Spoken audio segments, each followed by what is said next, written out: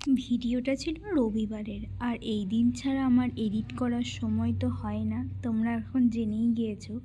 সেদিন সকালে ঘুম থেকে উঠেই চলে গিয়েছিলাম ছাদে। আর ছাদে বসে বসে একটু ফেসবুক দেখছিলাম। তো সেখানে এই দুটো স্ক্রল করতে করতে দেখতে পেলাম।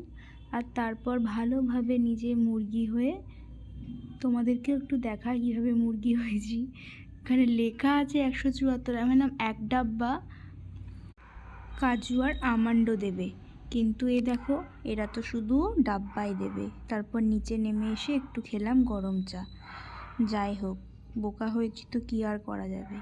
তারপর ব্রেকফাস্টে ছিল ম্যাগি। এই একটা দিনই সব কিছু থেকে ছাড়, ডায়েট থেকেও ছাড়। আর এই যে চামচের আমাদের প্রয়োজন পড়ে না, হাত দিয়েই খেয়ে নিলাম ম্যাগি।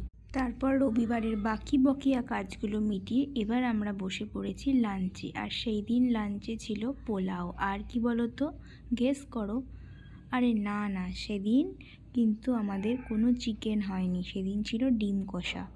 পোলাও হলে যে শুধু চিকেন আর মাটনই লাগবে এমন তো কোনো কথা নেই, বলো?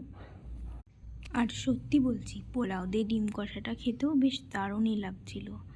আর এরপর খাওয়া দাওয়া শেষ করে একটু রেস্ট নিয়ে আমরা আবার চলে গিয়েছিলাম ছাদে। এই শীতকালে ছাদে যাওয়ার মজাই কিন্তু আলাদা, তাই না বলো? বিকেলটা দেখতে বড্ড সুন্দর লাগে। আজকের মতো এইটুকুই, বাই।